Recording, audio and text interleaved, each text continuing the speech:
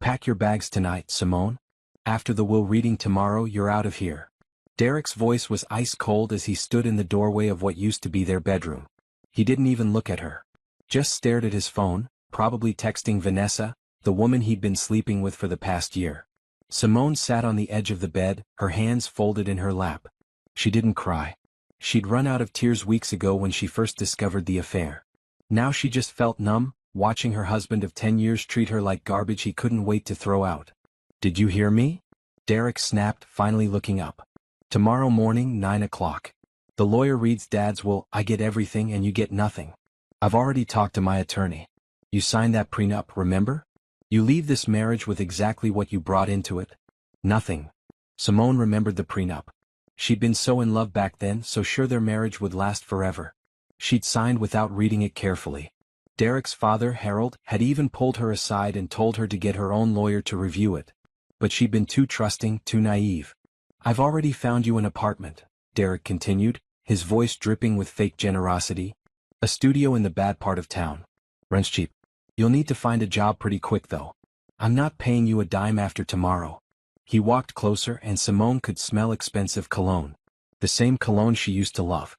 Now it made her sick. "Vanessa and I are getting married next month," he said, smiling cruelly. "We're going to live here. In this house. The house my father left me. So yeah, pack your stuff tonight. And don't even think about taking anything valuable. I've got cameras everywhere now." Simone finally spoke. Her voice was quiet but steady. "Your father loved you, Derek. Even when you never visited him. Even when you were too busy to see him during his last months." Derek laughed. It was an ugly sound. "My father was senile. He didn't know what day it was half the time. But he was smart enough to leave everything to his only son. That's me, in case you forgot." He turned to leave, then paused at the door. "Oh, and Vanessa's coming over tonight. We're celebrating early. You can sleep in the guest room. Actually, you know what? Sleep in the basement. I don't want you anywhere near us." The door slammed behind him. Simone sat in the silence. But she wasn't thinking about packing. She was thinking about Harold. 3 years ago, Harold had a stroke. It left him weak on one side and struggling with his speech. Derek had wanted to put him in a nursing home immediately. "He's done," Derek had said. "No point wasting money on someone who's basically already gone." But Simone had insisted Harold come live with them. She'd fought Derek on it, which was rare for her back then. Something about the way Derek talked about his own father had made her sick. Harold had built a successful manufacturing company from nothing. He'd raised Derek alone after Derek's mother left. And now Derek wanted to dump him in some facility and forget about him. So Harold moved into the downstairs bedroom. And Simone became his primary caregiver. At first it was hard. Harold was frustrated by his condition. He couldn't say the words he wanted to say. His right hand shook badly. But Simone was patient. She helped him with physical therapy exercises. She learned to understand his halting speech. She read to him every evening. And slowly Harold improved. His speech got clearer.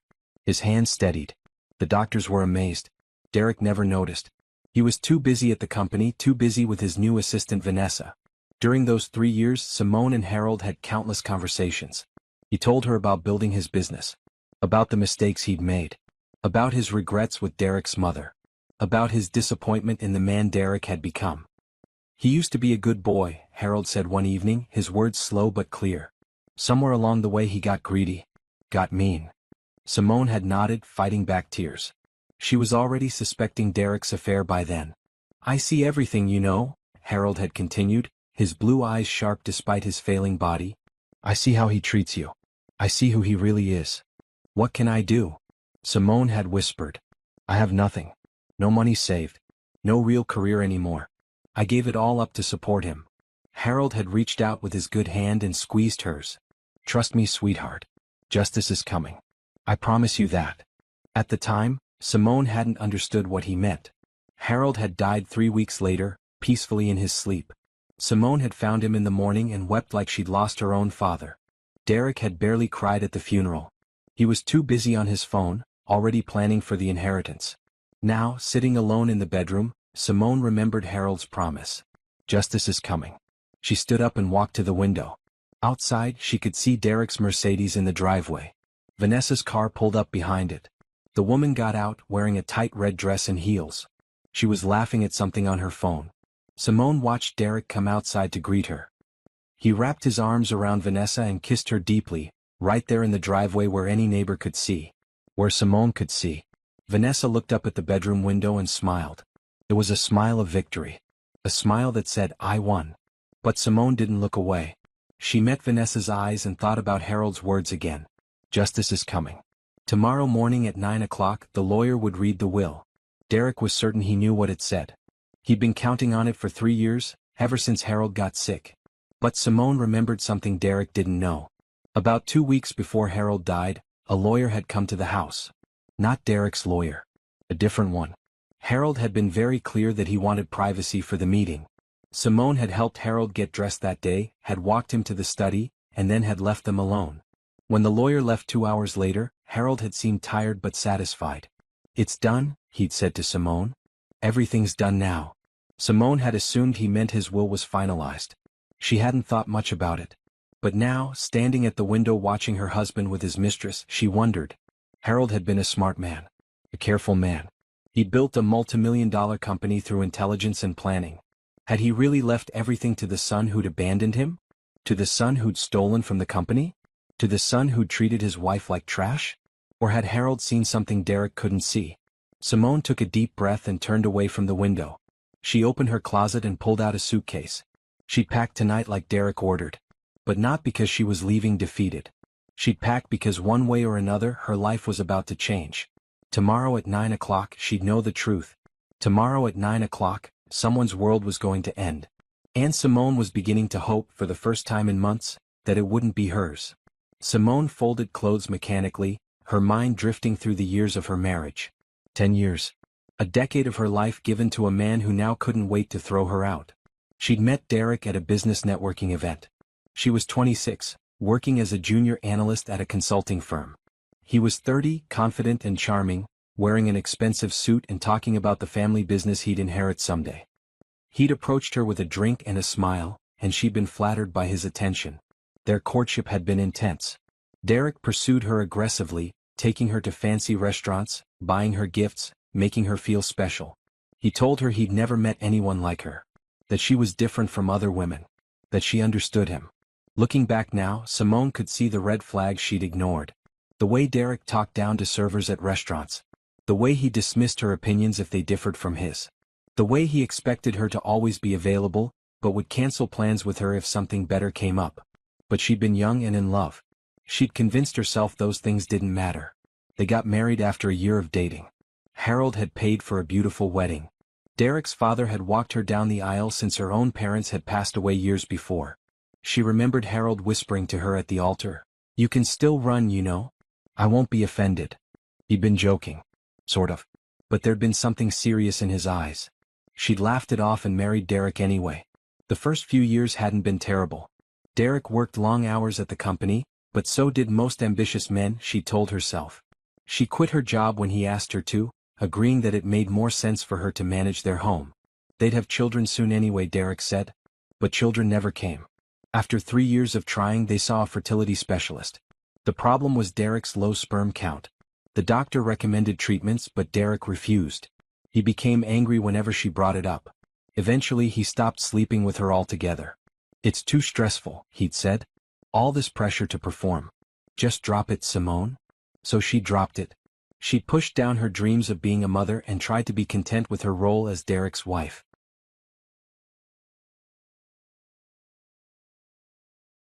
Then Harold got sick and everything changed. When Harold moved in, Derek's true colors emerged fully. He treated his father with contempt, speaking to him like he was an idiot child. When Harold struggled to eat or dress himself in those early days after the stroke, Derek would mutter about how pathetic it was. Simone had been horrified. This was Derek's father. The man who'd raised him alone after his mother left. The man who'd built the company Derek now worked for. The man who'd given Derek every opportunity in life. And Derek treated him like garbage. Caring for Harold had given Simone purpose again. She'd thrown herself into learning about stroke recovery, physical therapy, speech therapy. She'd celebrated every small victory with Harold, every word he relearned, every step he took with less assistance. During those quiet evenings reading to Harold or helping him with exercises, or just talking about life, Simone had felt more connected to him than she'd felt to Derek in years. Harold was kind. He was grateful. He saw her as a person, not just an accessory. And he'd known about the affair before she did. Simone paused in her packing, remembering the day 9 months ago when everything came crashing down. She'd stopped by Derek's office to drop off lunch. His assistant Vanessa had been away from her desk, so Simone had gone straight to Derek's office door. It was slightly open. She'd heard them before she saw them. Vanessa's laugh, high and flirtatious. Derek's voice, warm in a way he never sounded with Simone anymore. "When are you going to leave her?" Vanessa was saying. "Soon," Derek replied. "Once my dad dies and I inherit everything. The prenup protects me completely. She'll get nothing and then I'm free. And we can finally be together. We can be together now, baby. Who cares what she thinks? She's so pathetic, she probably doesn't even notice I'm never home." Vanessa had giggled. "She does seem pretty clueless. I can't believe she bought that story about you working late all those nights." Simone had stood frozen outside the door. Then Vanessa had said something that made her stomach turn. "I still can't believe we did it on your desk last week. What if she'd walked in?" Derek had laughed. "That might have been fun." The look on her face. Simone had turned and walked away silently. She'd made it to her car before she started shaking. She'd driven home in a daze and sat in the driveway for an hour, trying to process what she'd heard. That evening when Derek came home, she'd watched him carefully.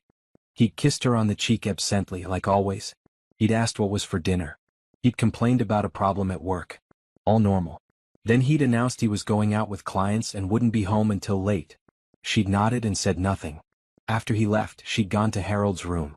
The old man had been reading with his good hand, his reading glasses perched on his nose. "What's wrong, sweetheart?" he'd asked immediately. Harold had always been able to read her. And she'd told him everything. Harold had listened without interrupting, his face growing darker with each word. When she finished, he'd been quiet for a long moment. "I knew he was cruel," Harold finally said. "But I didn't know he was this cruel. And I didn't know about the girl. What do I do?" Simone had asked, tears finally falling. "I have nothing, Harold. I gave up my career. I have no savings of my own. The prenup means I get nothing if we divorce. I'm trapped." Harold had taken her hand in his shaking one. "No," he'd said firmly. "You're not trapped. Derek thinks he's won. He thinks once I'm gone, he'll have everything and you'll have nothing. But he's wrong." "How can he be wrong?" "The will." "The will isn't what Derek thinks it is," Harold interrupted. "I've been watching him for 3 years now. I've seen how he treats you. I've seen how he treats me. And I've been watching what he does at the company." Simone had looked at him in confusion. "What do you mean?" "Derek thinks I'm senile. He thinks I don't know what's going on. But I have friends. I have people who keep me informed. And Derek has been stealing from the company, Simone. He's been embezzling money for 2 years. He thinks I don't know, but I know everything." Simone's eyes had widened. "He's stealing from his own inheritance?" "He's greedy and stupid," Harold said bluntly. "He can't wait for me to die naturally. He wants money now to spend on his girlfriend. So he's been taking it. I have proof. Bank records, forged signatures, everything." "Are you going to turn him in?" Harold had smiled, but it wasn't a happy smile. "Not yet. But I've made arrangements. The will reading is going to be very interesting when the time comes. You just have to trust me and stay strong. Can you do that?" Simone had nodded, even though she didn't fully understand. Now, months later, packing her clothes while Derek and Vanessa laughed downstairs, she finally understood. Harold had been planning something. Something Derek didn't expect. She just hoped it was enough to save her. She heard footsteps on the stairs and tensed. But they went past the bedroom toward Derek's room. She heard the door close, then Vanessa's laugh again, louder now. They weren't even trying to hide it anymore. Simone closed her suitcase and set it by the door. Then she pulled out her phone and looked at the photos stored there. Pictures of better times. Except now she could see the truth in every image. Derek's fake smile. His hand barely touching her in group photos. The distance in his eyes. How had she been so blind? She deleted the photos one by one. That version of her life was over. That naive woman who'd believed in love and trust was gone. Tomorrow would reveal what came next.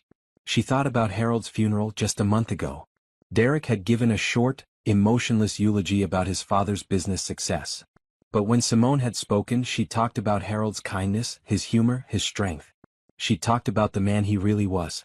Afterward, Harold's lawyer, a man named Thomas Patterson, had approached her quietly. "Mrs. Bennet, I'll see you at the will reading," he'd said. 9 o'clock sharp. Don't be late. There'd been something meaningful in his tone. Something that made her pay attention. "I'll be there," she promised. He'd nodded and handed her his card. "If you need anything before then, call me. Day or night."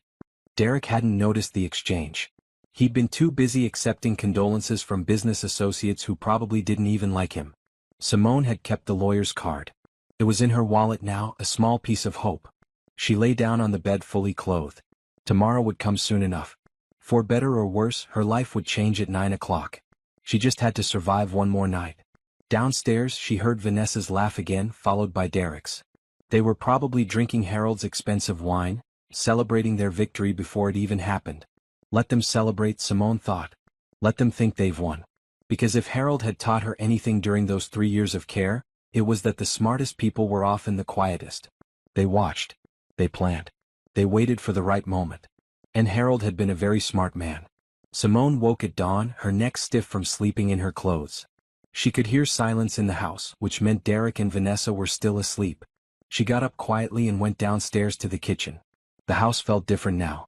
It didn't feel like home anymore. It felt like a place she was visiting, a place she had no claim to. By this afternoon, that feeling would be reality. She made coffee and stood by the kitchen window watching the sun rise. The yard looked beautiful in the early light. She'd spent 3 years maintaining these gardens while caring for Harold. She'd planted roses by the fence because they were his late wife's favorite. She'd created a small vegetable patch that Harold could see from his bedroom window. All of it would belong to Derek and Vanessa soon. Unless Harold had done something. Simone's mind drifted back to the man she'd grown so close to over the past 3 years. The real Harold, not the senile invalid Derek believed him to be. The first real conversation she'd had with Harold was 2 weeks after his stroke, after he'd come to live with them. He'd been frustrated that day, struggling to make his mouth form words. The speech therapist had just left and Harold was exhausted. Simone had brought him water and helped him into his recliner by the window. "Take your time," she'd said gently. "There's no rush." Harold had looked at her with those sharp blue eyes and slowly, carefully, he'd managed to say, "Thank you." 2 words. But they'd meant everything. From that day forward, they'd built a routine. Every morning, Simone would help Harold with his exercises. Every afternoon, they'd take short walks around the garden, with Harold using his cane and Simone supporting his weak side. Every evening, she'd read to him. But it was the conversations in between that mattered most. As Harold's speech improved, he'd started telling her stories about his life. About immigrating to America as a young man with nothing but $50 and a dream. About working 3 jobs while going to night school. About starting his manufacturing company in a tiny rented warehouse. "I made bearings," Harold told her once, his words slow but clear. "Small metal bearings for machinery. Nothing glamorous. But I made them better than anyone else. And I kept my word. If I said a delivery would arrive Tuesday, it arrived Tuesday. If I said a part would last 10,000 cycles, it lasted 15,000. That's how you built the company," Simone had said. "That's how you build anything worth having," Harold replied. "Keep your word. Do quality work. Treat people fairly. Simple rules, but most people can't follow them." Derek certainly couldn't. Even before Harold's stroke, Derek had been cutting corners at the company. Using cheaper materials. Missing deadlines. Blaming others for his mistakes. Harold had known. He'd known everything. "Why did you make him vice president?" Simone had asked once, about 6 months after Harold moved in. By then, they were comfortable enough with each other for honest questions. Harold had sighed. "Because he's my son. I kept hoping he'd grow up.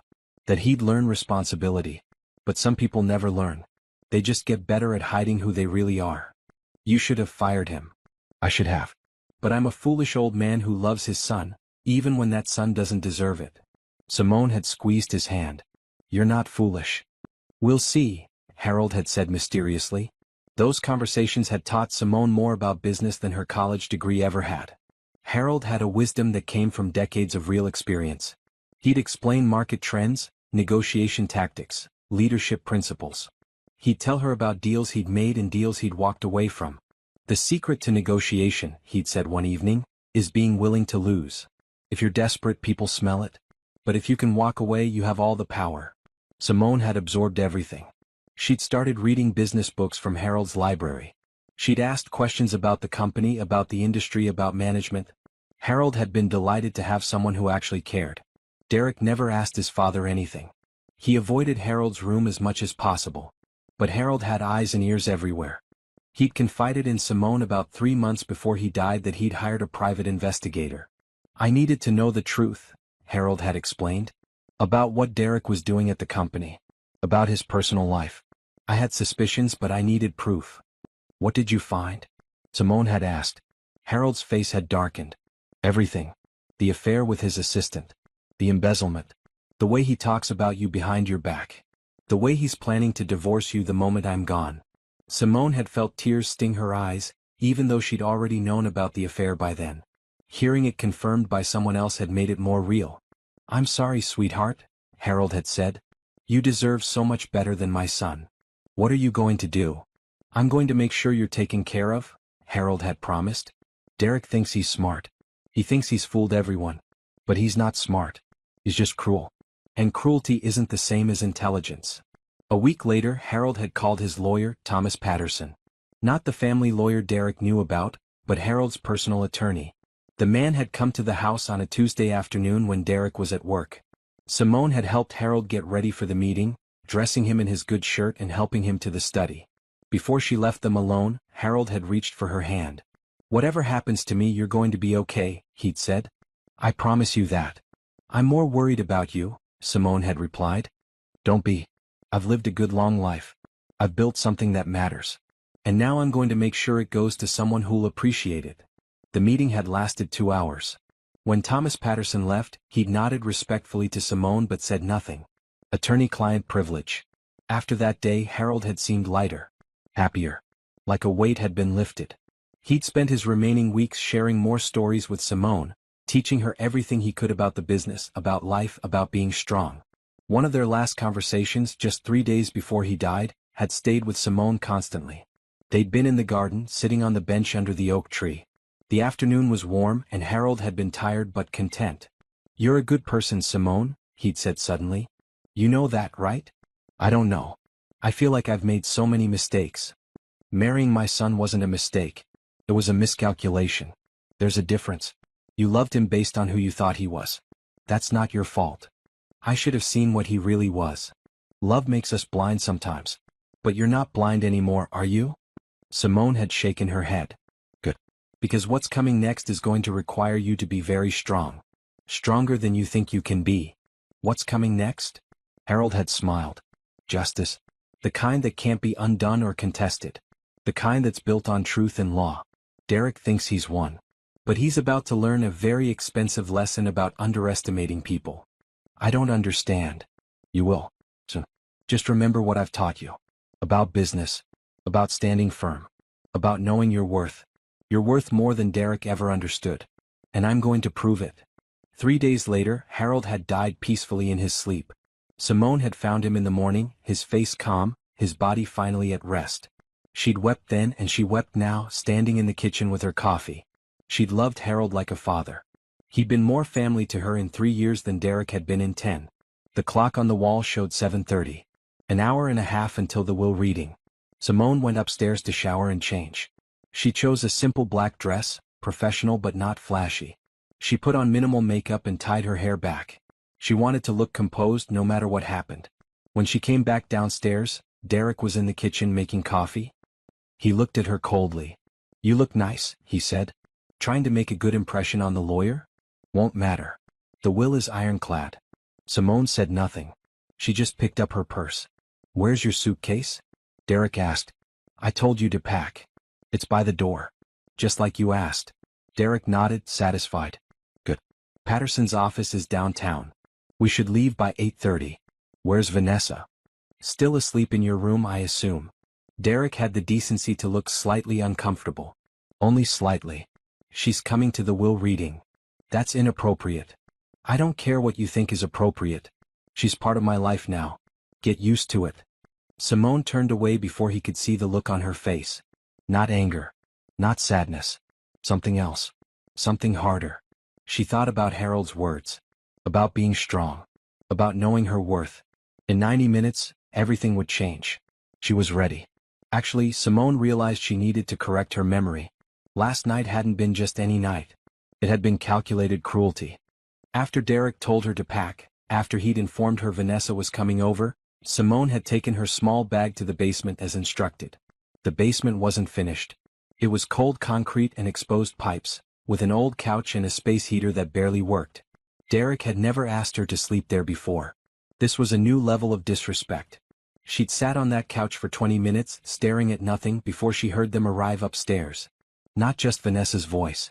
Multiple voices. Derek had invited people over. A party. Simone had climbed the basement stairs and cracked open the door. Through the gap she could see into the living room. Derek, Vanessa, and 4 other people from Derek's office. They had wine, expensive cheese, and they were laughing. "This is my house," Derek was saying, gesturing grandly. "Well, it will be officially tomorrow. Dad's will gets read at 9. "I can't believe the old man finally kicked it," one of Derek's friends said, a guy named Brett who Simone had never liked. "Took him long enough." Everyone had laughed. Laughed about Harold's death. Simone's stomach had turned. "So you're really kicking out the wife?" Brett asked. "That's cold, man. Why should I keep her around?" Derek had responded. "She's useless. No job, no money, nothing to offer. Meanwhile, I've got Vanessa who actually understands me." Vanessa had smiled and kissed him. "Plus, I look way better in a dress." More laughter. "Where is the wife anyway?" someone asked.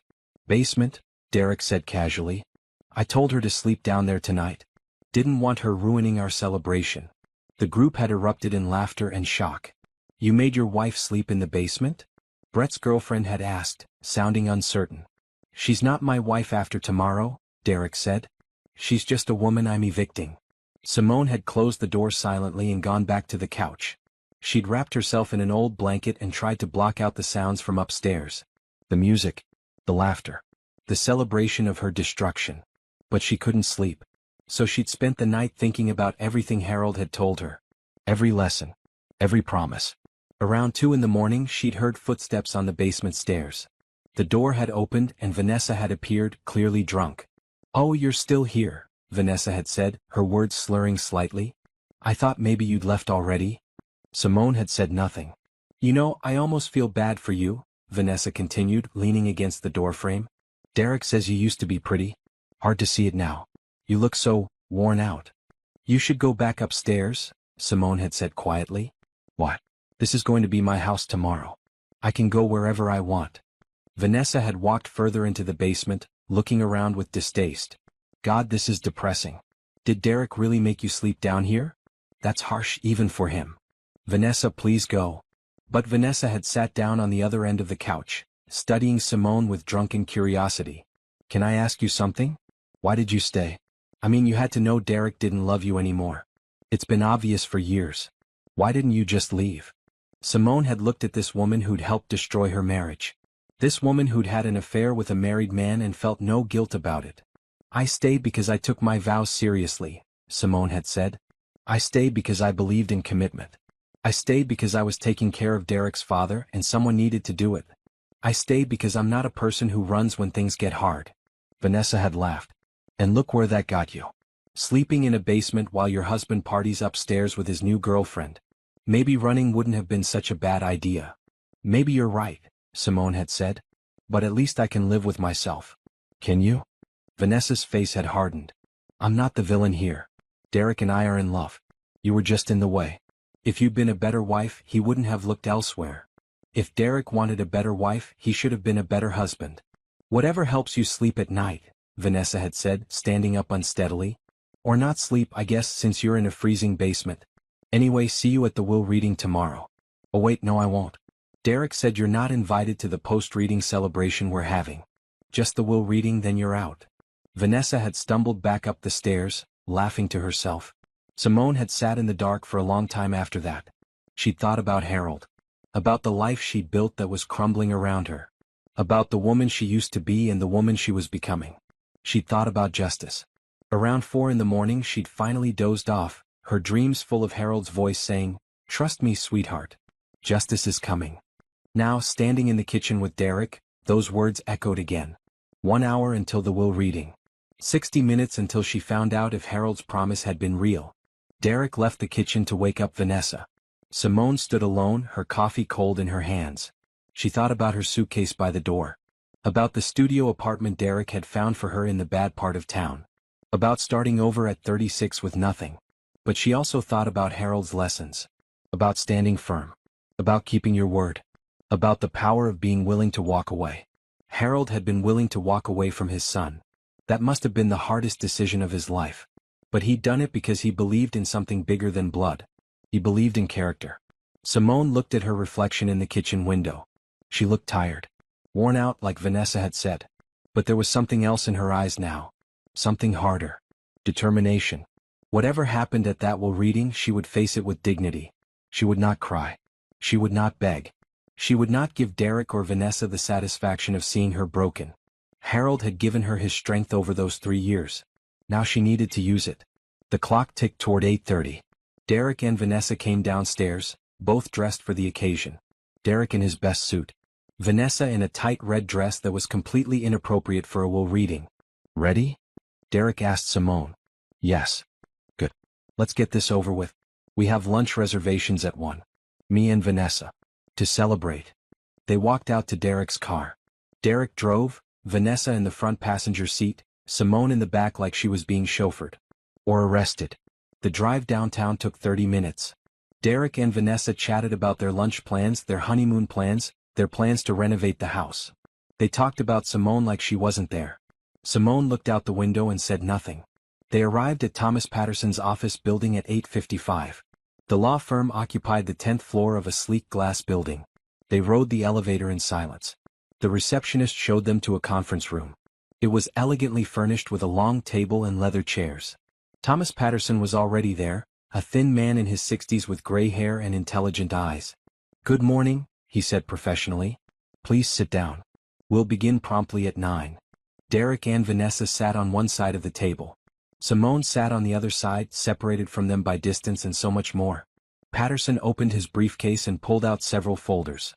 He glanced at Simone and for just a second something passed across his face. Not quite a smile, but something. Simone's heart began to beat faster. The clock on the wall showed 9 o'clock. "Let's begin," Thomas Patterson said, opening the first folder. And Simone's life changed forever. Thomas Patterson adjusted his glasses and looked at each of them in turn. Derek sat back in his chair, confident and relaxed. Vanessa had her hand on Derek's arm, possessive and smug. Simone sat straight, her hands folded in her lap. "The last will and testament of Harold Eugene Bennett," Patterson began, his voice formal and measured. "Executed on March 15th of this year, witnessed and notarized according to all legal requirements of this state." Derek smiled. March 15th. That was just 2 weeks before Harold died. Perfect timing, Derek probably thought. Clear mind, clear intentions. "Before I begin reading the specific bequests," Patterson continued, "I need to inform you that this document contains several unusual elements. Mr. Bennett was very specific about how he wanted this reading conducted. I'm required to read the entire document without interruption. You'll have time for questions afterward." "Just get on with it," Derek said impatiently. "We all know what it says." Patterson gave Derek a long look. "Do you?" Something in his tone made Derek shift slightly. But his confidence didn't waver. "Dad and I discussed this years ago. Everything goes to me. I'm his only child." "We'll see," Patterson said and began reading. "I, Harold Eugene Bennett, being of sound mind and body, do hereby declare this to be my last will and testament. I hereby revoke all previous wills and codicils." Standard opening. Derek nodded along. "First, I want to address the nature of this document. Some people may question my mental competency, given my stroke 3 years ago. To address this concern directly, I have included video recordings of my meetings with my attorney, Thomas Patterson, showing my clear understanding of these decisions. I have also included a letter from my physician, Dr. Richard Chin, attesting to my mental clarity." Derek frowned slightly. This was more defensive than necessary. Why would Dad need to prove his competence? Patterson continued. "Second, I want to state clearly that I have been fully aware of everything happening in my company and in my household for the past 3 years. Despite what some may have believed, my stroke affected my mobility and speech, not my mind. I have watched. I have listened. I have documented." The room grew quieter. Derek's smile faded. "Third, before I distribute my assets, I must address several matters that have come to my attention." Patterson pulled out another folder. "For the past 2 years, my son Derek Bennett has been embezzling money from Bennett Manufacturing. The total amount stolen is approximately $850,000. Derek shot to his feet. That's a lie. Sit down, Mr. Bennett, Patterson said firmly. You'll have time to speak later. I'm not sitting here and listening to these insane accusations. My father was senile. This will is obviously. Your father wasn't senile, Patterson interrupted. And I have proof. Bank records showing wire transfers to an offshore account in your name. Forged authorization documents with your signature. Email communications with your accomplice at the company. Security footage of you accessing files you weren't authorized to access. Should I continue? Derek's face went white. He sat down slowly. Vanessa was staring at him. Derek? What is he talking about? Shut up, Derek hissed. Patterson continued reading. I have reported these crimes to the proper authorities. Criminal charges are pending. This is not vengeance. This is justice. I built my company through honesty and hard work. Watching my son steal from it has been the greatest disappointment of my life. Simone felt her heart pounding. Harold had actually done it. He turned Derek in. Fourth, Patterson read, I must address my son's personal conduct. For the past 18 months, Derek has been having an affair with his assistant, Vanessa Price. Vanessa gasped. Her hand flew off Derek's arm. This affair has been conducted with astonishing carelessness. In my own house. With complete disregard for Derek's marriage vows or his wife's feelings. I have video evidence, witness statements, and documented proof of this affair. How? Derek demanded. How could you possibly? Your father hired an investigator, Patterson said simply. A very thorough one. Derek slumped in his chair, the confidence draining from his face. Now, Patterson said, we come to the distribution of assets. This is where things get interesting. He pulled out a new document. The following is my son Derek's inheritance. Derek sat up slightly, a flicker of hope in his eyes. To my son Derek Bennett, I leave the sum of $1. Silence crashed into the room like a physical force. What? Derek whispered. $1, Patterson repeated. Your father was very clear. As his only biological child, he legally had to leave you something. So he left you $1. That's your inheritance. No, Derek said, his voice rising. No, that's not possible. Everything else, the company, the house, the money, goes to someone else, Patterson finished. Derek's face went from white to red. Oh, he has no other children. His siblings are dead. Who gets my inheritance? Patterson looked directly at Simone. Your wife. The world stopped spinning. Simone couldn't breathe, couldn't think, couldn't process what she just heard. To Simone Marie Bennett, Patterson read, his voice gentle now, I leave everything. My entire estate. The company. The properties. The investments. The bank accounts. Everything that I own becomes hers, without restriction or condition. No. Derek was shouting now. That's insane. You can't do this. It's already done, Patterson said.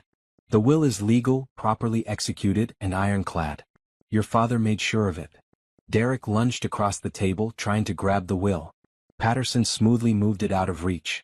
Security, Patterson said calmly into his phone. She manipulated him. Derek screamed. She took advantage of a sick old man. This will should be thrown out. Your father anticipated that accusation, Patterson said. He pulled out a tablet and pressed play. Harold's face appeared on the screen. He was sitting in this very office, wearing the shirt Simone had helped him put on that day.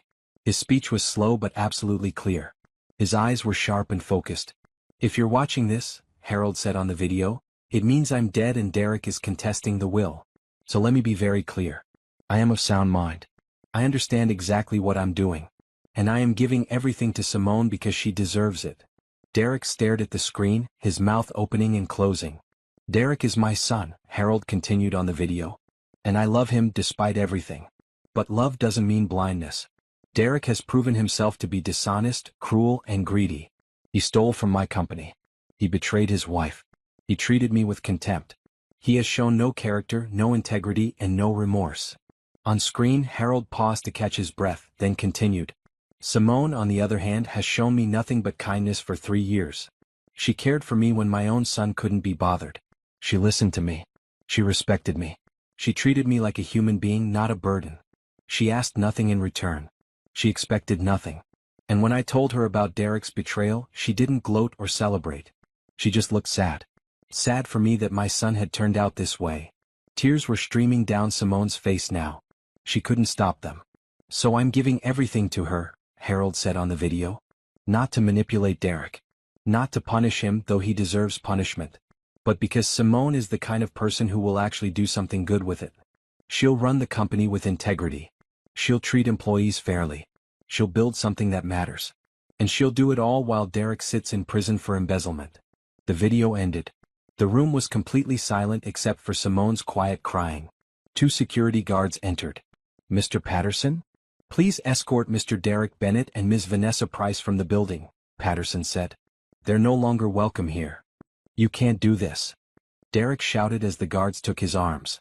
I'll fight this. I'll contest the will. Oh. You'll lose, Patterson said calmly. The will is unbreakable. The evidence against you is overwhelming. And you're about to be arrested for embezzlement. I'd suggest you call a lawyer. A criminal lawyer. Derek tried to pull free from the guards, but they held him firmly. Vanessa was crying now, mascara running down her face. Derek, what's happening? Vanessa asked. You said you were getting millions. Shut up. Derek screamed at her. Just shut up. The guards pulled them both toward the door. Derek looked back at Simone one last time, his face twisted with rage and disbelief. You manipulated him, he shouted. You're a gold digger. A con artist.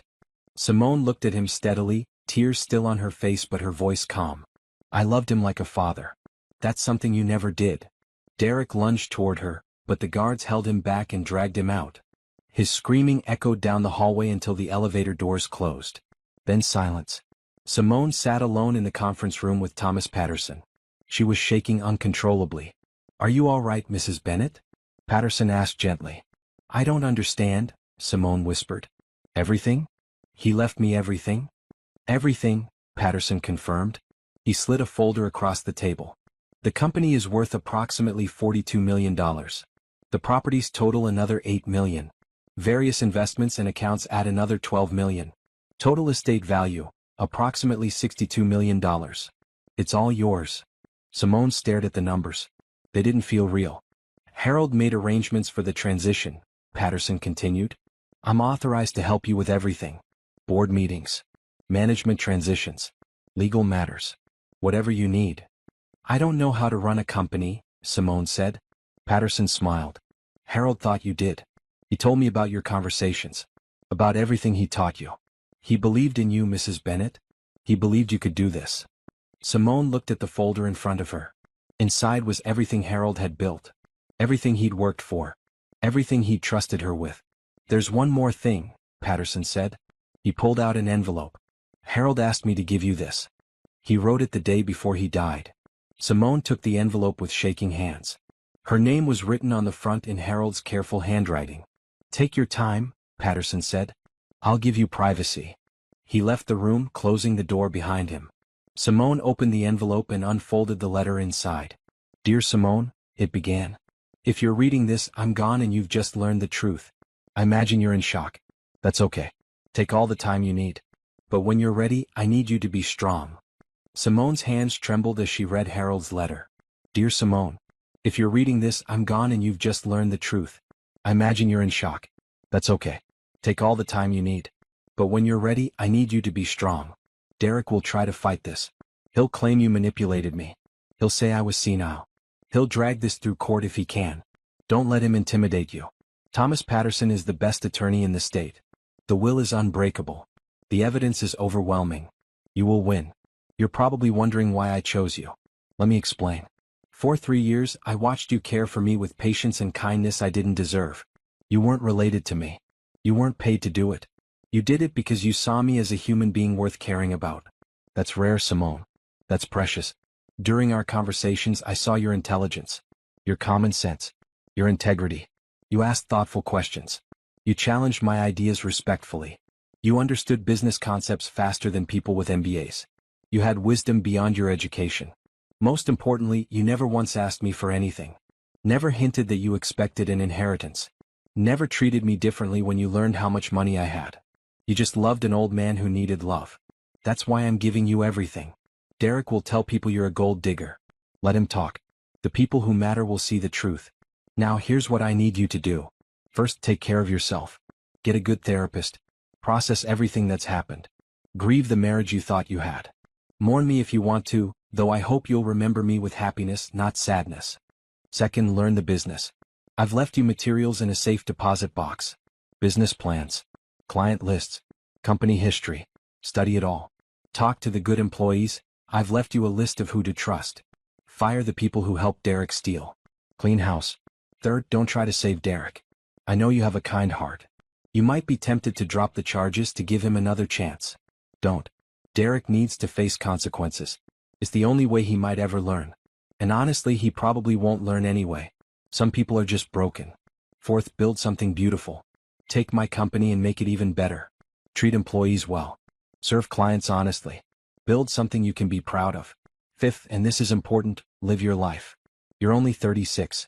You have decades ahead of you. Don't spend them alone. Find someone who sees your worth. Have adventures. Be happy. That's the best way to honor my memory. You're going to do great things, Simone. I know it. I've seen your strength even when you didn't see it yourself. Don't let Derek or anyone else make you doubt yourself. You earn this. Not through manipulation or seduction, but through being a genuinely good person in a world that doesn't have enough of those. I'm proud of you. I'm grateful I got to know you. And I'm excited to see what you do with the opportunities ahead, even if I won't be there to see it. Thank you for making an old man's last years meaningful. With love and respect, Harold. Simone read the letter 3 times, crying through each reading. Harold's voice was so clear in the words. She could hear his cadence, his warmth, his humor. Finally, she folded the letter carefully and put it back in the envelope. She wiped her eyes and took several deep breaths. Then she stood up, walked to the door and opened it. Thomas Patterson was waiting in the hallway. "Are you ready to begin?" he asked. "Yes," Simone said, her voice steady now. "Tell me everything I need to know." They spent the next 3 hours going through documents. Patterson explained the company structure, the board of directors, the key employees, the major clients. He showed her financial statements, property deeds, investment portfolios. It was overwhelming. But as they talked, Simone found herself remembering Harold's lessons. The business concepts he'd explained. The management principles he'd shared. The market analysis he'd taught her. It started making sense. "The board meeting is scheduled for next Monday," Patterson said. "They'll be surprised by the ownership change, but they'll have to accept it. Harold owned 80% of the stock. You're now the majority owner and chairman of the board. What about Derek's position as vice president?" "Terminated as of this morning," Patterson said. "Security has already cleared out his office. His company credit cards are canceled. His access to all systems is revoked. And the criminal charges? The district attorney has all the evidence. They'll arrest Derek within the week. The case is very strong. He'll likely plead guilty to avoid a longer sentence." Simone thought about Derek in prison. Part of her felt guilty. But she remembered Harold's words. Don't try to save him. Derek needs to face consequences. What about Vanessa? She wasn't involved in the embezzlement, so no charges there. But she's fired from the company effective immediately. HR is handling that. The house. Yours. It was in Harold's name, not Derek's. Derek has no legal claim to it. You can change the locks whenever you're ready. Simone thought about that house. The home she'd lived in for 10 years. The place where Derek had humiliated her just last night. "I want to sell it," she said suddenly. "I don't want to live there anymore." "Understandable," Patterson said. "I can recommend a real estate agent." They continued working through details until late afternoon. Patterson's secretary brought them lunch, which Simone barely tasted. Her mind was spinning with information, plans, fears, and possibilities. Finally, around 4 o'clock, Patterson closed the last folder. "That's enough for today," he said. "You're probably exhausted." "I am," Simone admitted. "Where are you staying tonight? Do you need hotel recommendations?" Simone hadn't thought about that. The house was technically hers now, but Derek might be there. The thought of facing him again made her stomach turn. "A hotel would be good," she said. Patterson pulled out his phone and made a call. Within minutes, he'd arranged a suite at a luxury hotel downtown. "It's on the company account," he said. "Or your account now, I suppose." He drove her to the hotel himself. As they pulled up, he turned to her with a serious expression. "Mrs. Bennett, Simone, I want you to know something. I've been practicing law for 35 years. I've handled hundreds of wills and estates. Harold Bennett was one of the finest men I ever met. And what he did for you. That wasn't charity. That wasn't manipulation. That was a smart man recognizing quality in another person. He believed in you. And I think he was right too. Simone's eyes filled with tears again. Thank you. The road ahead won't be easy, Patterson continued.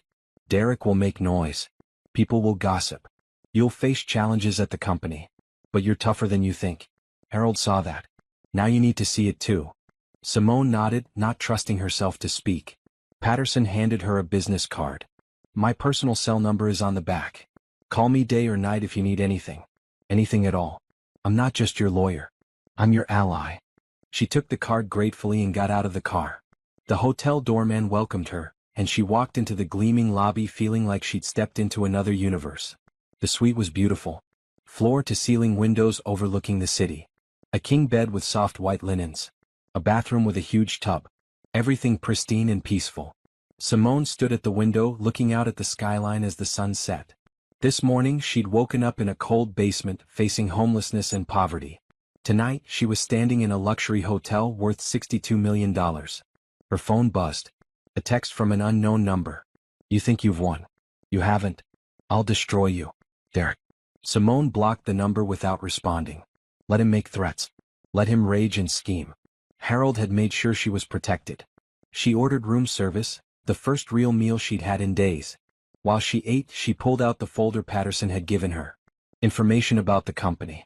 About her new responsibilities. Tomorrow she'd need to go to the house and pack her things. She'd need to change locks and arrange for the sale. She'd need to prepare for the board meeting on Monday. But tonight she just needed to process everything.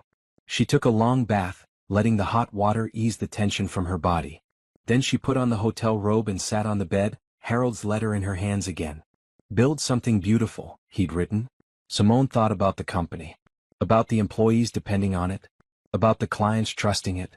About the legacy Harold had built over decades of hard work. Could she really do this? Could she step into Harold's shoes and run a multimillion-dollar business? Doubt crept in. She wasn't formally trained. She'd never managed anyone. She knew theory but not practice. But then she remembered Harold's lessons. About keeping your word. About doing quality work. About treating people fairly. Simple rules that most people couldn't follow. She could follow those rules. She could learn the rest. Her phone buzzed again. Another unknown number. Another text from Derek, probably. But when she looked, it wasn't from Derek. It was from Patterson. Just heard from the DA.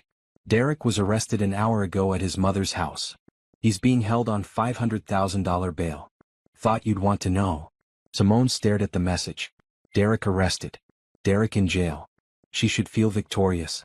Instead she just felt tired. And sad. Sad for the man Derek could have been. Sad for the marriage that had died. Sad for all the wasted years. But underneath the sadness was something else. Something Harold had given her. Hope. Hope for the future. Hope for the company. Hope for herself. She set down her phone and pulled out her laptop. She opened a blank document and started writing notes. Ideas for the company. Changes to make. People to talk to. Questions to ask. The doubts were still there. The fear was still real. But so was the determination. Harold had believed in her. Now she needed to believe in herself. Outside the window, the city lights sparkled in the darkness. Simone worked late into the night, planning her future. Tomorrow the real work would begin.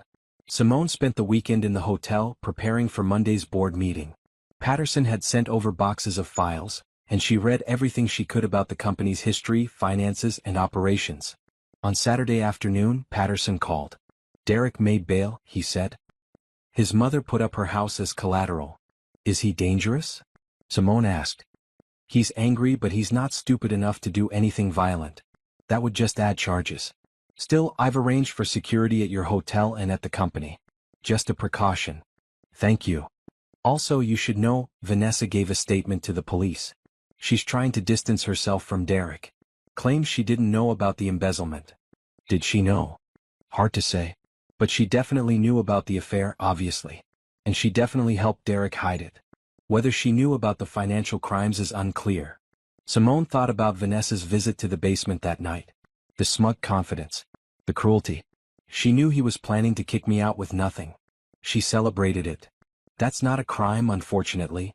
Just makes her a terrible person. On Sunday, Simone finally went back to the house.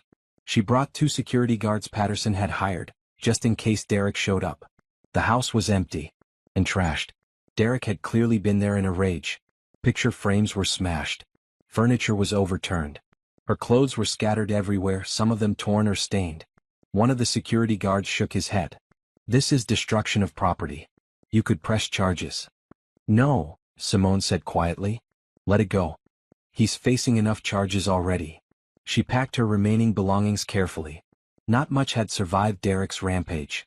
Most of her clothes, her books, her personal items, all ruined. But she found the things that mattered. A photo album with pictures of her parents who died years ago. A jewelry box her mother had given her. Some letters from old friends. She also went to Harold's room. It looked untouched. Derek hadn't dared destroy his father's belongings, apparently. Simone stood in the doorway, remembering all the hours she'd spent there. Reading to Harold. Talking with him. Learning from him. "Thank you," she whispered to the empty room. "For everything." She found a box of Harold's favorite books and packed them carefully. She'd keep those forever. By evening, everything salvageable was packed in the security guard's van. Simone took one last look at the house, then locked the door and left. She never went back. On Monday morning, Simone dressed carefully for the board meeting. She wore a navy suit that she'd bought on Saturday, professional and authoritative. She kept her makeup minimal and her hair pulled back. Patterson met her at the company building. "Ready?" he asked. "No," Simone admitted. "But let's do it anyway." The building was impressive, 10 stories of glass and steel in an industrial park. Bennett Manufacturing was on floors 2 through 5. The executive offices and boardroom were on the top floor. As Simone walked through the lobby, employees stared. Some whispered. Everyone knew something major had happened, but few knew exactly what. The board meeting was scheduled for 9 o'clock. Patterson led her to the boardroom, a large space with a long table and leather chairs. 5 people were already seated, the board members. They stood when Simone entered, looking confused. "Good morning," Patterson said. "Thank you all for coming on short notice. I'm Thomas Patterson, Harold Bennett's personal attorney. This is Simone Bennett." "Derek's wife," one of the board members said. An older man named Frank Morrison, according to the briefing materials Simone had studied. "Derek's soon-to-be ex-wife," Simone corrected. "And Harold Bennett's sole heir." Silence. Then chaos. "What? That's impossible. Where's Derek?" Patterson held up his hand. "Please sit down. I'll explain everything." For the next 30 minutes, Patterson laid out the situation. Harold's will. Derek's embezzlement. The criminal charges. Simone's new position as majority shareholder and chairman of the board. The board members listened in stunned silence. When Patterson finished, Frank Morrison spoke first. "This is unprecedented. Mrs. Bennett, with all respect, do you have any experience running a manufacturing company?" "No," Simone said honestly. "But Harold thought I could learn. He spent 3 years teaching me about this business." "That's not the same as actually running it," another board member said. A woman named Patricia Hughes. "I know," Simone acknowledged. "Which is why I need your help. All of you. Harold trusted you to serve on this board. Now I'm asking you to trust me to lead it. What's your vision for the company?" Frank asked. Simone had prepared for this question. She'd spent all weekend thinking about it. "First, we need to clean up the mess Derek made," she said. "I've reviewed the financial statements. Revenue is down 23% over the last 2 years. Client complaints are up. Employee morale is in the basement. Derek ran this company into the ground through incompetence and theft." The board members shifted uncomfortably. They'd all known things were bad, but hearing it stated so bluntly was jarring. "Second," Simone continued, "we need to return to the principles Harold built this company on. Quality products. On-time delivery. Honest business practices. We've lost clients because Derek cut corners and missed deadlines. We're going to win them back." "How?" Patricia asked skeptically. "By keeping our promises," Simone said simply. "By doing exactly what we say we'll do. By treating our clients and our employees with respect. These aren't revolutionary concepts. They're basic business ethics. But they work." She pulled out a document and slid copies across the table. "I've put together a 90-day plan. In the next 3 months, we're going to audit all current projects to ensure quality, reach out to former clients to rebuild relationships, implement new quality control processes, increase employee training and support, and establish transparent reporting systems." Frank picked up the document and read through it. His eyebrows rose. This is actually quite thorough. Thank you. I had a good teacher. What about leadership? Patricia asked. Derek was vice president. Who's going to fill that role? No one for now, Simone said. The vice president position was created for Derek because he was Harold's son. Was a mistake. We don't need a vice president. We need a strong management team working together. I'm proposing we promote from within people who actually know their departments and care about this company. She pulled out another document. I've identified 5 key managers who fit that description. I'd like the board's approval to offer them expanded roles and compensation packages. The board reviewed the names. Slow nods around the table. These are good people, Frank admitted. Derek should have promoted them years ago. Derek was too busy stealing from the company to notice good employees, Simone said bluntly. More uncomfortable silence. Then Patricia spoke. Mrs. Bennett, Simone, I'll be honest. When you walked in here this morning, I thought this was going to be a disaster. I thought we'd have an inexperienced woman trying to play CO while the company collapsed. Simone braced herself. But you've clearly done your homework, Patricia continued. You understand the problems. You have realistic solutions. And you're not pretending to know everything, you're asking for help. That's actually good leadership. Thank you, Simone said, relieved. I'm still concerned about your lack of experience, Frank said. But I'm willing to give you a chance. With conditions. What conditions? First, you hire an experienced COO, Chief Operating Officer. Someone who's run a manufacturing company before. Someone who can handle day-to-day operations while you learn. Simone nodded. That was fair. Second, you meet with us weekly for the first 6 months. We need to stay informed and provide guidance. Agreed. Third, you're honest with us. If something's not working, if you're in over your head, you tell us. No pride, no stubbornness. Just honesty. I can do that, Simone said. Frank looked at the other board members. All in favor of accepting Simone Bennett as chairman and majority shareholder? 4 hands went up. Then after a pause, the 5th. Welcome aboard, Frank said. Now let's get to work. The rest of the meeting focused on immediate priorities. Derek had left several projects in crisis. Clients were threatening to cancel contracts. Employees were confused and worried about their jobs. Simone took notes and asked questions. The board members gradually warmed up, offering advice and support. By noon they had a plan for the next week. After the meeting, Patricia pulled Simone aside. Can I give you some advice? Please. Don't try to be Harold. He was irreplaceable. Be yourself instead. Bring your own strengths, your own style. The company needs fresh leadership, not a Harold imitation. Thank you. I'll remember that. Patricia hesitated, then added, I knew about Derek's affair. I should have said something to Harold. I'm sorry. It's okay, Simone said. Harold knew. He knew everything. Over the next few days, Simone threw herself into work. She met with key managers, toured the facility, talked to employees, called clients. She worked 14-hour days learning everything she could. News about Derek's arrest spread quickly. Local news covered it. Company VP arrested for embezzlement. Employees gossiped. Clients called with concerns. Simone handled it all honestly. Yes, Derek had stolen from the company. Yes, he'd been arrested. No, it wouldn't affect their projects or services. The company was moving forward under new leadership. On Thursday, Derek's lawyer called Patterson. Derek wanted to negotiate. He's willing to plead guilty to reduced charges in exchange for a lighter sentence, Patterson told Simone. He's also willing to sign the divorce papers without contest. He just wants this to be over. What's he asking for? Nothing. He knows he has no leverage. He's just trying to minimize prison time. Simone thought about it. Part of her wanted Derek to face maximum penalties. But another part just wanted to move on. Tell him I agree to the divorce terms, no alimony from either side, clean split, she said. But I won't interfere with the criminal case. The DA can decide what charges fit the crime. Fair enough. On Friday afternoon, Simone was in her new office, Harold's old office, which she'd moved into that week, when her secretary buzzed. Mrs. Bennett? There's someone here to see you. She doesn't have an appointment, but she says it's important. Who is it? Vanessa Price. Simone's stomach tightened. The last person she wanted to see. But curiosity won out. Send her in. Vanessa entered a minute later.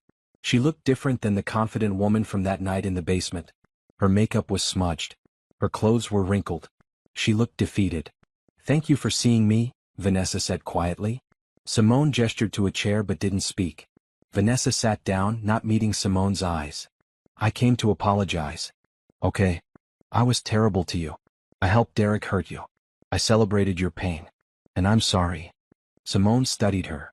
The apology seemed genuine, but she didn't trust this woman. Why are you really here, Vanessa? Vanessa's face crumpled. Because my life is falling apart. Derek used me. I thought he loved me, but he just wanted someone young and stupid. Now he's in legal trouble and he's blaming everything on me. He told the cops I knew about the embezzlement, which I didn't. I'm probably going to be charged as an accomplice. Are you asking me to help you? No, Vanessa said quickly. I know you have no reason to help me. I wanted you to know that I'm sorry. And that you were right that night in the basement. I can't live with myself. What I did was wrong. What we did to you was unforgivable. Simone felt no satisfaction in Vanessa's pain.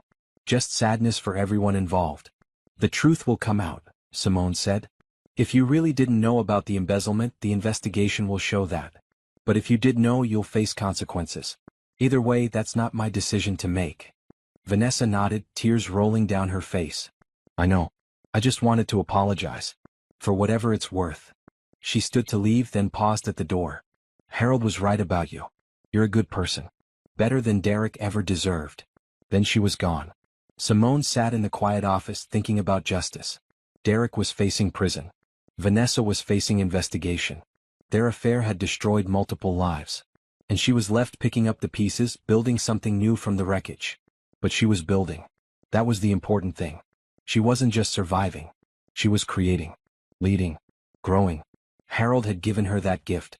The gift of possibility. She looked at his photo on her desk, a picture of him smiling, healthy and strong from years before the stroke. I'm trying, she whispered to the photo. I'm really trying. And somehow she felt his approval. 3 months after the will reading, Bennett Manufacturing was showing signs of recovery. Simone arrived at the office at 7 each morning and often stayed until 7 at night.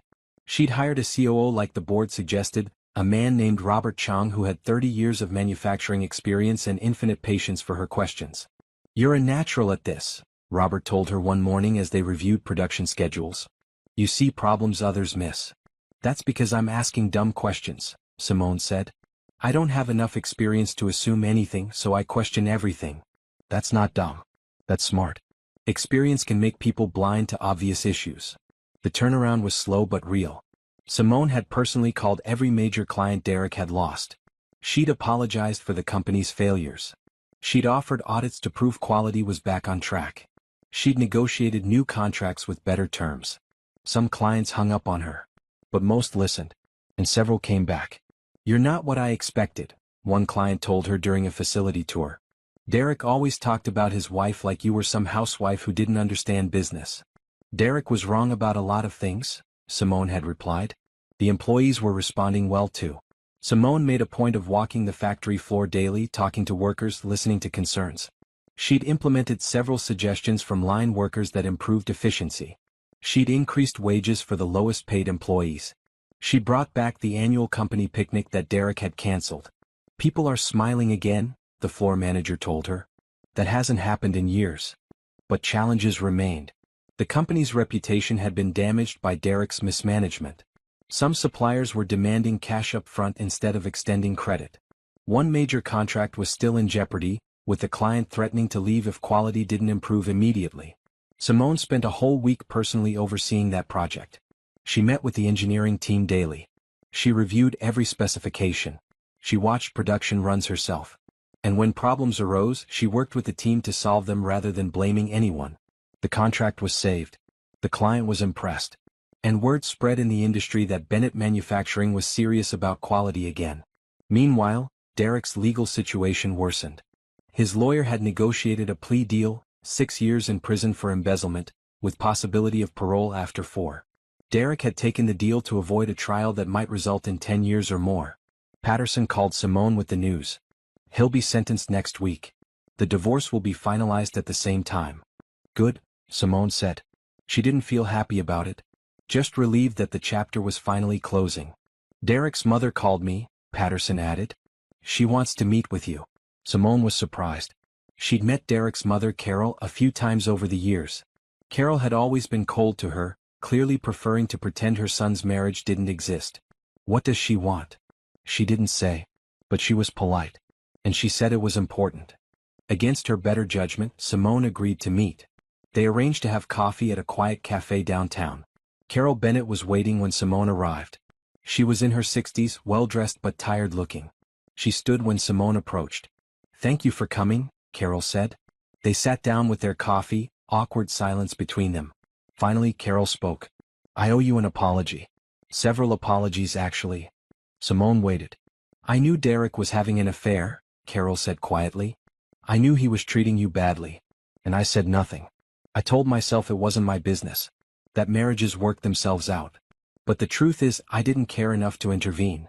You weren't important to me. Why are you telling me this now?" "Because I was wrong. About everything." Carol looked down at her coffee. "Harold tried to talk to me about Derek. Tried to tell me our son had problems. But I didn't want to hear it. I thought Harold was just being difficult. Jealous because Derek was young and successful." "Harold wasn't jealous," Simone said firmly. "He was heartbroken. His son turned into someone he didn't recognize." Carol nodded, tears in her eyes. "I know that now. And I'm sorry I didn't see it then. I'm sorry I didn't support Harold. I'm sorry I didn't support you. What do you want from me, Carol?" "Nothing. I don't deserve anything from you. I just wanted you to know that you were right. You were always right. And Derek was wrong. And I failed as a mother because I raised a man who could treat someone the way Derek treated you." Simone felt a wave of unexpected compassion. Carol wasn't making excuses. She wasn't asking for forgiveness. She was just stating facts. "You didn't fail completely," Simone said. "Derek made his own choices. You can't control that. Maybe. But I could have taught him better values. I could have held him accountable. I didn't. And now he's going to prison." They sat in silence for a moment. "How is he doing?" Simone asked, surprising herself. "Angry. Bitter. Blaming everyone but himself." Carol shook her head. "He calls me from jail and rants about how you stole his inheritance. How his father was senile. How the justice system is corrupt. He's learned nothing." "I'm sorry." "Don't be. You're not responsible for Derek's failures. Neither am I really, though I contributed. Derek is responsible for Derek." Carol pulled out an envelope. "I found this in Harold's things when I was cleaning out his storage unit. It's addressed to you. He must have written it years ago and forgotten about it." Simone took the envelope carefully. Her name was on it in Harold's handwriting, but the paper was yellowed and old. "Thank you for bringing this." Carol stood to leave. "I know you're running the company now. I hear you're doing well. Harold would be proud." "Thank you." "And Simone? If you ever need anything, and I know you won't, but if you do, you can call me. I may not have been a good mother-in-law, but I'd like to try being a decent human being moving forward." She left before Simone could respond. Simone sat alone with the mysterious envelope. She opened it carefully and found a single page, dated 7 years earlier, just after she married Derek. "Dear Simone, if you're reading this, something has gone very wrong with Derek. I hope you never have to read it. But just in case, I wanted you to know something. I see how Derek treats you sometimes. The small cuts. The dismissive comments. The way he doesn't listen when you talk. I see it and it worries me. You're a smart woman. A kind woman. You deserve better than my son is giving you. If things get worse, if Derek becomes cruel or abusive, please leave him. Don't stay out of obligation to me. Don't stay because you think it's the right thing to do. Just leave. You are worth more than whatever pain Derek might cause you. I hope I'm wrong. I hope Derek becomes the man I raised him to be. But if he doesn't, please remember, you have value beyond your marriage. You have worth beyond your relationship to my family. Be strong. Be brave. Be yourself. With admiration and hope, Harold." Simone read the letter twice, her vision blurred by tears. 7 years ago, Harold had already seen the problems. Already worried about her. Already valued her. She carefully folded the letter and put it in her purse. Another treasure from Harold. Another gift. That evening, Simone worked late on a proposal for a new client. It was almost 9 when Robert knocked on her door. "Go home," he said. "You're going to burn yourself out. Just finishing this proposal. It can wait until tomorrow. You've been here 14 hours. Simone looked up at him. Robert had become not just a colleague but a friend. He reminded her a bit of Harold, calm, wise, unflappable. "Can I ask you something?" she said. "Of course. Do you think I'm doing okay? Really?" Robert came in and sat down. You want the truth? Always. You're doing better than okay. You're exceeding everyone's expectations, including mine. When you first took over, I thought we'd be lucky to keep the company afloat. But you've turned it around. Revenue is up. Employee satisfaction is up. Quality metrics are improving. You've won back 3 major clients. But you're working yourself to death. You're here before anyone arrives and you're here after everyone leaves. You skip lunch. You don't take breaks. This isn't sustainable. Simone sighed. I know. I just feel like I have so much to prove. To who? Everyone. The board. The employees. The clients. Everyone who thinks I didn't deserve this inheritance. Robert shook his head. Simone, listen to me. You've already proved yourself. Everyone who matters already sees that you've earned your position. The only person who still doubts you is you. Maybe. Not maybe. Definitely. You're an excellent leader. You're smart, fair, hardworking, and honest. Those are Harold's values, yes, but you embody them naturally. They're not borrowed. They're yours. Simone felt tears threatening again. She seemed to cry all the time these days. Thank you, Robert. I needed to hear that. Then hear this too. Go home. Get some rest. Come back tomorrow fresh. The company will still be here. She smiled. Okay. You're right. As she packed up her things, her phone buzzed. A text from Frank Morrison, the board chairman. Board meeting tomorrow at 10 a.m. Good news to share. Curious, Simone texted back. Can you give me a hint? You'll see. Just bring your smile. The next morning, Simone arrived at the boardroom at 9:30, giving herself time to prepare for whatever announcement was coming. The board members were all there early too, which was unusual. And they were all smiling. Good morning, Simone, Frank said warmly. Thanks for coming. Of course. What's the good news? Frank pulled out a folder. We just received this proposal yesterday. A major aerospace company wants to partner with us. They need high-precision bearings for a new aircraft project. It's a 5-year contract worth $28 million. Simone's eyes widened. $28 million? They specifically requested Bennett Manufacturing because they heard we'd return to our quality standards. They mentioned you by name, Simone. They said they were impressed by your personal oversight of projects and your commitment to excellence. This is incredible, Simone breathed. It is, Patricia agreed. This is the kind of contract that transforms a company. If we deliver on this, it'll lead to even bigger opportunities. There's more, Frank added. The board has been discussing your performance over the past 3 months. We're unanimous in our assessment. You've exceeded every expectation. You've saved this company from collapse and positioned it for growth. Thank you, but I had a lot of help. Let me finish, Frank interrupted gently. We want to make your position official and permanent. We're formally offering you the title of CEO, with a compensation package commensurate with that role. Simone was speechless. You've earned it, Patricia said. You're not chairman of the board as a courtesy anymore. You're the real leader of this company. It's time your title reflected that. I don't know what to say. Say yes, Robert said with a grin. He'd been invited to this meeting, apparently. Yes, Simone said, laughing and crying at the same time. Yes, absolutely yes. The board members applauded. Frank came around the table and shook her hand firmly. Welcome to the leadership team, CEO Bennett. Harold would be proud. As the meeting ended and everyone congratulated her, Simone felt something she hadn't felt in years. Complete, genuine happiness. She'd done it. She'd proven herself. Not through manipulation or luck, but through hard work and integrity. Harold had been right about her. And now everyone else saw it too. That afternoon she called Thomas Patterson and told him the news. That's wonderful, Simone, he said warmly. You've come a long way from that basement, haven't you? I have. Thanks to Harold. Thanks to you, Patterson corrected. Harold gave you opportunity. You did everything else. After hanging up, Simone sat in her office and pulled out Harold's photo again. I did it, she whispered. I actually did it.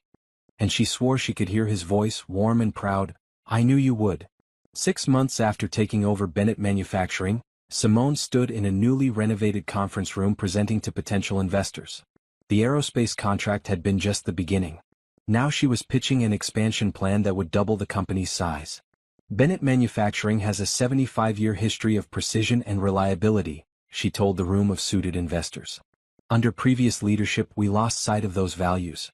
But we've course-corrected. In the past 6 months our revenue is up 42%. Client retention is at 98%. Employee satisfaction scores have doubled. She clicked to the next slide. Now we're ready to expand. We're proposing a new facility in the industrial district, dedicated to aerospace components. This will triple our production capacity for high-precision parts and position us as a leader in the aerospace supply chain. Questions came rapid-fire. Simone answered each one confidently, backed by data and realistic projections. Robert had helped her prepare, but the vision was all hers. By the end of the presentation, 3 investors had committed funding. Another 2 wanted follow-up meetings. "You killed it," Robert said as they walked back to their car. "We killed it," Simone corrected. "I couldn't do this without your operational expertise." "Maybe. But the vision is yours. The leadership is yours. I'm just the guy making sure the trains run on time." As they drove back to the office, Simone's phone rang. "Thomas Patterson." "Simone, I have news. Derek was sentenced today. 4 years in prison, eligible for parole in 3. "That's less than the plea deal," Simone said, surprised. His lawyer argued for leniency based on first-time offender status and Derek's cooperation with investigators. The judge was lenient. "How do you feel about it?" Simone thought about it. A year ago she would have wanted Derek to suffer more. Now she mostly just felt tired of thinking about him. "I feel fine," she said honestly. "It's over. That's what matters. The divorce is finalized too. You're officially no longer married to Derek Bennett. Thank God. There's one more thing. Derek's mother wants to establish a victims' restitution fund. She's offering to pay back everyone Derek stole from. She asked if you'd support her in setting that up." "Of course. Carol's trying to make amends. I respect that." After hanging up, Simone felt a weight lift. The legal matters were finally finished. Derek was out of her life permanently. She could move forward without looking back. Over the next months, Simone threw herself into building the company. The new facility broke ground in July. She hired 60 new employees, focusing on people from disadvantaged backgrounds who needed opportunities. "Everyone deserves a chance," she told her HR director. "We're not just building a company. We're building lives." She also established the Harold Bennett Scholarship Fund, providing college scholarships to children of company employees. She created a profit-sharing program so employees benefited when the company did well. She implemented flexible schedules for working parents. "You're too generous," the company's CFO warned. "These programs cost money. They also build loyalty," Simone countered. "Happy employees work harder. They stay longer. They care about quality. It's not generosity. It's smart business." The results proved her right. Productivity increased. Turnover decreased. Bennett Manufacturing was becoming known as a great place to work. In September, Simone was invited to speak at a business conference about corporate turnarounds. She almost declined. Public speaking terrified her, but Robert convinced her to accept. "People need to hear your story," he said. "Not just the business turnaround but your personal one." The conference was held in a large hotel ballroom. Simone stood backstage, her hands shaking as someone introduced her. "Our next speaker inherited a failing company in the midst of scandal. In less than a year she's turned it into one of the fastest-growing manufacturers in the state. Please welcome Simone Bennett, CEO of Bennett Manufacturing." Simone walked onto the stage to polite applause. She looked at the audience, hundreds of business leaders, entrepreneurs and students, and felt panic rising. Then she saw Robert in the front row, giving her a thumbs up. She took a breath and began. "A year ago I was sleeping in a basement," she said simply. The room went silent. She told her story. Not all of it, some details were too private, but enough. The basement. The cruel ultimatum. The will reading. The inheritance she never expected. "I didn't plan to become a CEO," she said. "I didn't even plan to work in manufacturing. But someone believed in me when I didn't believe in myself. Someone saw potential I couldn't see. And someone gave me an opportunity one hadn't earned yet." She talked about Harold. About his values. About his lessons. "Harold taught me that business isn't just about profit. It's about people. It's about keeping promises. It's about building something that matters beyond money. Those sound like simple principles, but they're revolutionary when you actually live them." She shared the company's turnaround numbers. The client wins. The employee programs. The expansion plans. "But the most important thing I've learned isn't about business," she said. "It's about resilience. A year ago I thought my life was over. I had no money, no prospects, no future. I was about to be thrown out of my home with nothing. and I felt like a complete failure. Her voice grew stronger. But I wasn't a failure. I was just in a dark moment. And if someone had told me then what my life would look like now, I wouldn't have believed them. I couldn't have imagined this. She looked at the audience. If you're in a dark moment right now, if you feel like you've lost everything, if you think you'll never recover, I'm here to tell you that you're wrong.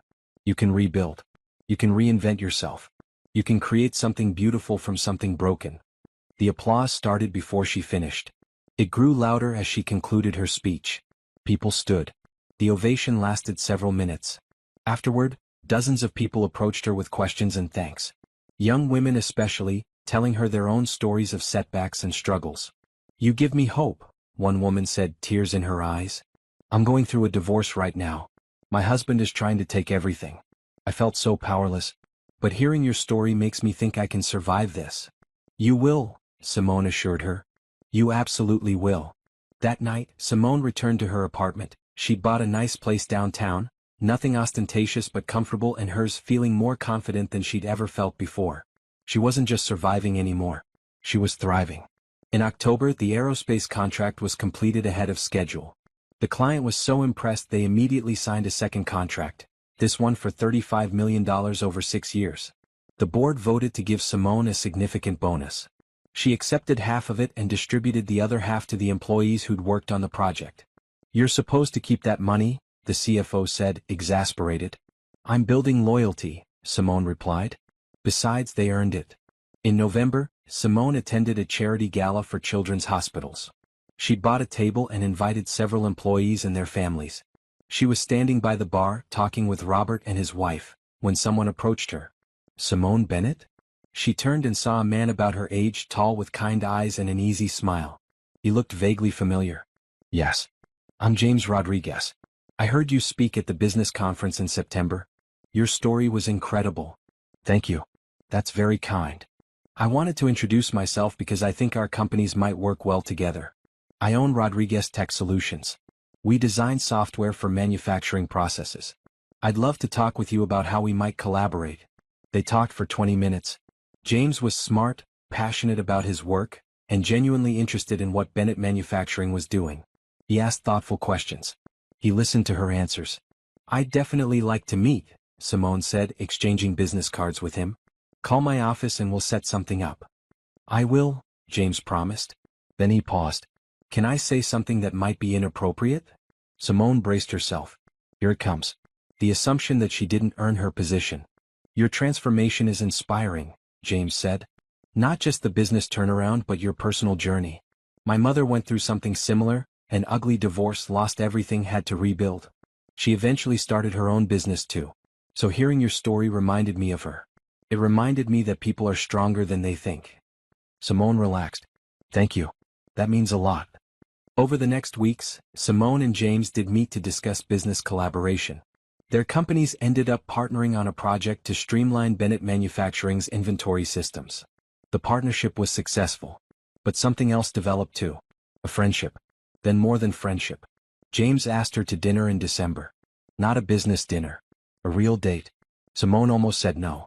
She wasn't ready. Her divorce was barely final. She had so much going on with the company. But Robert's words echoed in her head. The only person who still doubts you is you. I'd like that, she told James. The date was wonderful. James was funny, respectful, and genuinely interested in getting to know her. He asked about her life but didn't pry into painful subjects. He shared his own story, a divorce 3 years earlier, no children, focused on building his company since then. I'm not looking for anything serious right now, Simone told him honestly at the end of the evening. Neither am I, James said. But I'd like to see you again. If you're interested. She was interested. They started dating casually. Dinner once a week. Movies occasionally. Nothing intense. Just two people enjoying each other's company. You seem happy, Robert observed one day at work. I am, Simone realized. I'm actually happy. By December, Bennett Manufacturing had exceeded all projections for the year. Revenue was up 78%. The company had hired 120 new employees. The expansion facility was on schedule. They'd won contracts with 3 new major clients. At the company Christmas party, Simone stood at the podium to give her annual address. She looked at all the employees gathered in the warehouse, workers in their best clothes, families with children, people smiling and laughing. A year ago, she began, this company was in trouble. Under previous leadership, we'd lost sight of our values. Quality had declined.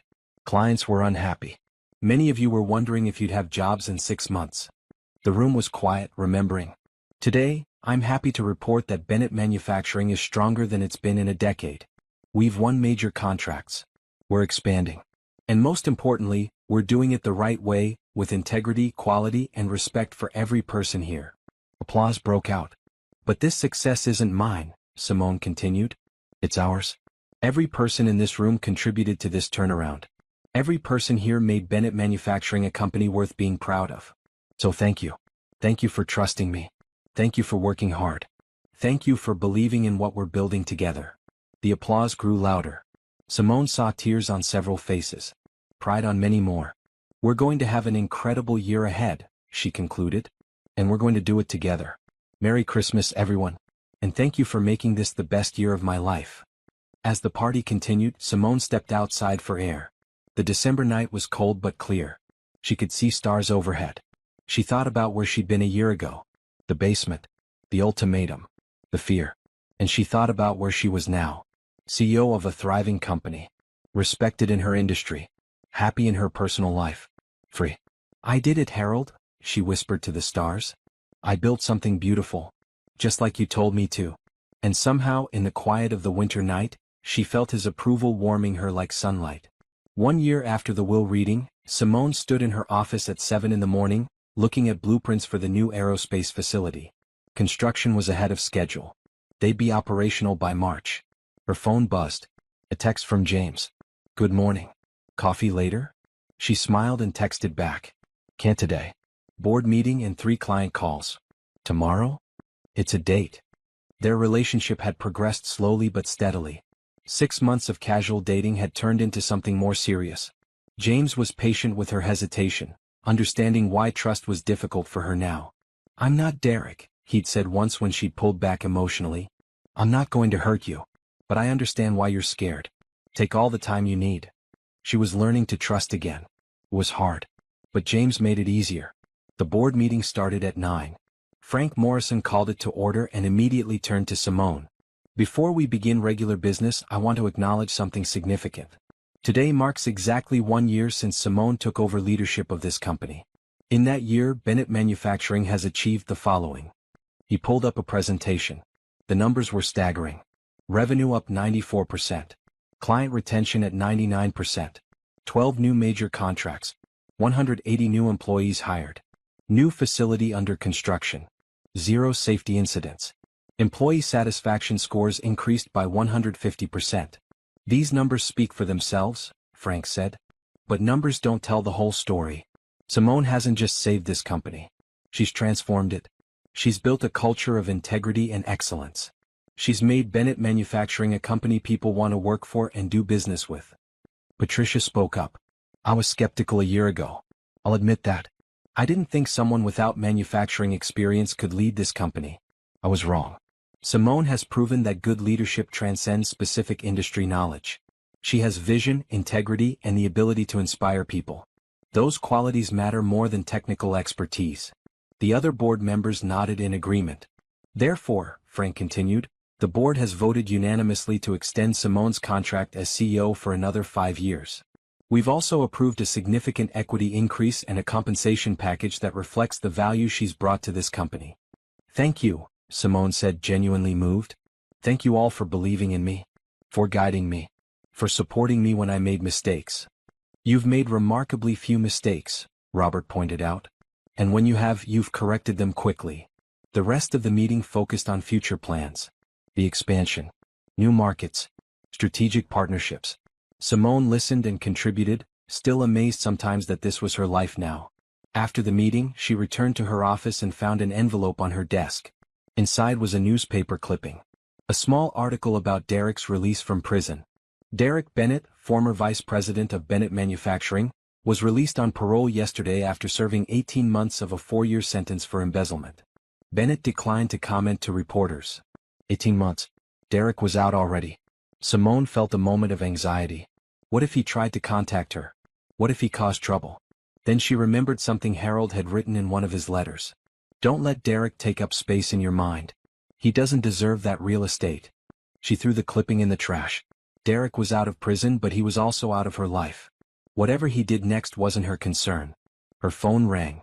Thomas Patterson. Did you see the news about Derek? He asked. Just read about it. He's not allowed to contact you. That's part of his parole conditions.